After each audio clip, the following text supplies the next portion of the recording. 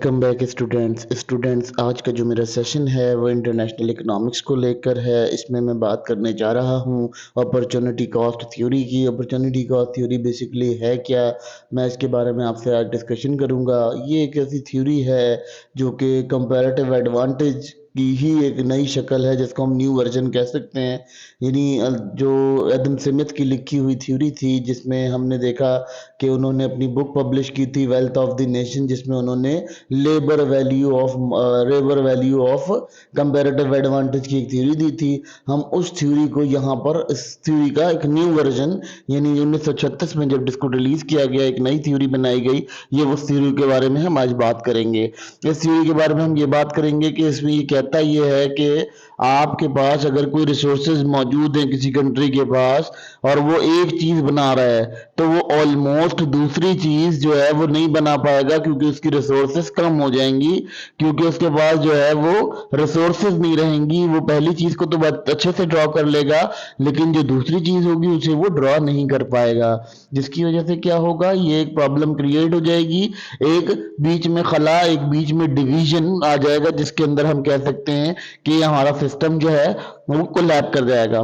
पर अगर हम उसके बाद बात कर लेते हैं इसके अंदर कि इस लॉ के अंदर मजीद वो क्या चीज एवेल्युएट करता है, वो ये कहता है कि अगर दो नेशंस हैं, ठीक है, एक नेशन के पास प्रोडक्शन पावर बहुत अच्छी है और दूसरी पावर, दूसरी जो प्रोडक्शन कंपनी है या दूसरी जो कंट्री है, तो उसके पास वो प्रोडक्शन नहीं है। अब बेसिकली क्या कहता है कि एक कंट्री के पास एक कमोडिटी बनाने के लिए जो रिसोर्सेज मौजूद होती हैं, वो रिसोर्सेज यहाँ इस्तेमाल की जा सकती हैं।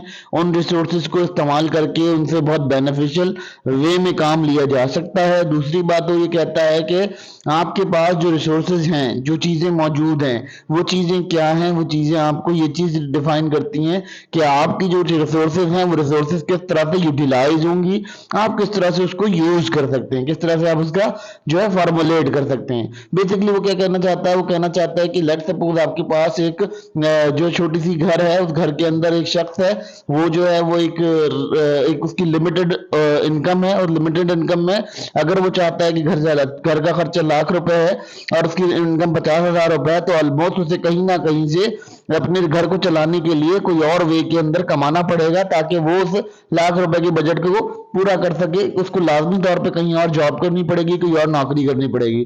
जिस तरह की एडवांटेज वो बात करता है अपॉर्चुनिटी कॉस्ट में, ये कहता है अपॉर्चुनिटी कॉस्ट में कि अगर किसी कंट्री के पास ऐसी रिसोर्सेज लॉस हो जाती हैं, कम हो जाती हैं, तो वो क्या कर सकता है, वो किसी कंट्री जो उससे ज्यादा प्रोडक्टिव वे में काम कर रहा हो या बहुत ज्यादा स्पेशलिस्ट हो उस प्रोडक्ट के अंदर, तो वो जो है वो इस थ्योरी को आपके पास जो है पेश कर सकता है। वो थ्योरी जो है आपके पास उस थ्योरी से आपको रिजल्ट मिल सकता है, उसकी उसकी मदद हासिल करके आप कुछ हासिल कर सकते हैं। ये उस थ्योरी का बेसिक खुलासा। इसका एग्जांपल ऐसे ले लेते हैं, इसको समझने के लिए हम ऐसा कर लेते हैं, जैसे अंडर डेवलप्ड स्टेट है। अंडर डेवलप्ड स्टेट में क्या होता है कि वहाँ जरखेज जमीन है, बहुत ज्यादा जरखेज जमीन है, बहुत ज्यादा वसाइल है वहां पर।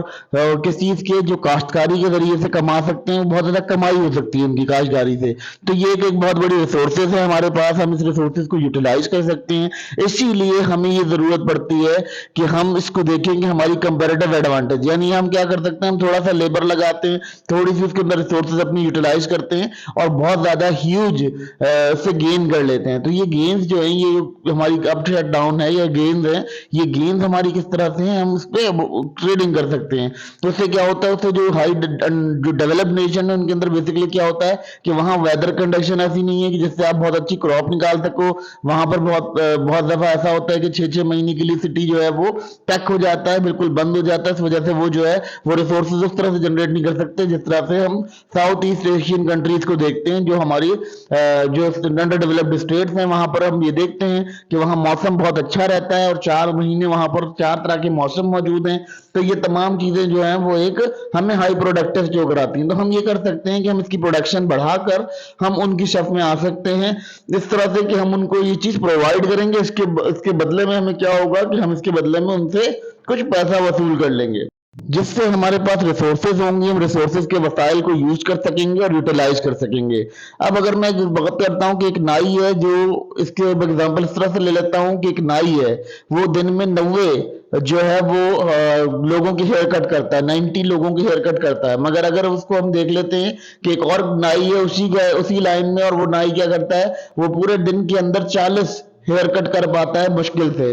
तो उस कंट्री को चाहिए या उस नाई को चाहिए कि वो क्या करे कि जो नाई उसके पास जिसके पास ज्यादा हेयर कट हो रहे हैं, वो उसके पास जॉब कर ले, जिससे क्या होगा कि वो 130 टोटल 130 जो है वो कैपेसिटी को पूरा कर सकेगा। यानी डेली की जो कैपेसिटी जो रिक्वायर है वो 130 है, और 40 वो काटता है और जो 90 है ये काटता है। तो अब ये क्या करे, जो 40 काटता है वो 90 के साथ यूटिलाइज हो जाए, और यूटिलाइज होकर क्या करे कि 130 की जो रिक्वायरमेंट है उसे पूरा कर ले। तो उसके बाद क्या होगा कि उससे ये होगा कि एक तो दोनों का टाइम बचेगा, दोनों की रिसोर्सेज ज़ाया नहीं होंगी, और रिसोर्सेज के अलावा दोनों के पास जो है वो आसान वसाइल के अंदर, आसान चीज़ों के अंदर जो है वो इनको प्रोडक्ट मुहैया हो जाएगी। ये इनका एक बहुत अच्छा इंपॉर्टेंट एग्जाम्पल था, जिसको एग्जाम्पल के तौर पर मैं बता रहा हूँ यहाँ कि अगर एक बार्बर है, वो बार्बर क्या करता है कि उसकी बार्बिंग की शॉप है और वो बार्बिंग करता है 90 लोगों की पर डे। मगर उसने क्या किया, उसने जो है वो एक और बार्बर था उसी की लाइन में 40 डे पर डे बार्बिंग करता था। तो उसको क्या किया, उसको उसने हायर कर लिया, और उससे हायर करके क्या किया, उससे अपने रिजल्ट के मुताबिक जो है वो अपनी सेल्स को बढ़ा लिया और कोप अप कर लिया, नहीं उसकी रिसोर्सेज इस्तेमाल कर ली। जो कम बना पाता था उसने क्या किया, उस 90 वाले के साथ जुड़ने के बाद अच्छे से रेवेन्यू कमाने लगा, और हो सकता है वो 40 से ज्यादा अर्निंग करने लगा। अगर हम 130 का हाफ भी करते हैं तो 130 का हाफ में कितना पड़ जाता है, 65, ऑलमोस्ट 65 हमारा हाफ पड़ जाता है। तो वो डे के 65 करने लग गया, बनिस्बत इसके कि वो 40 पे ऐड कर रहा था। उसके जो है वो कंपेरेटिवली देखा जाए तो उसकी बड़ी एडवांटेज होती है।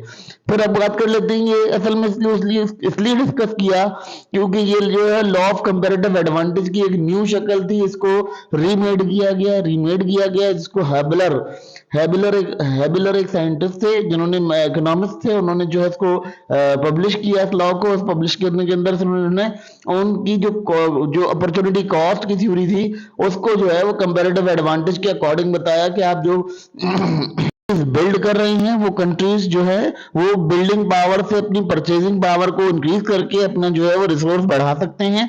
जिस कंट्री की डिमांड ज्यादा है तो वो अपनी किसी ऐसे कंट्री की तरफ देखे जहां पर उसकी रिसोर्सेज ज्यादा है, और वो जिस चीज में स्पेशलाइज है वो उसकी प्रोडक्शन पर ज्यादा काम करे, ताकि उसकी जो टाइम है या उसका जो पैसा है वो तमाम बच सके, और वो उसकी जगह जो है वो दूसरे कंट्री को जो ज्यादा बना सकता है उससे उसकी मदद हासिल करे, खिदमात हासिल करे।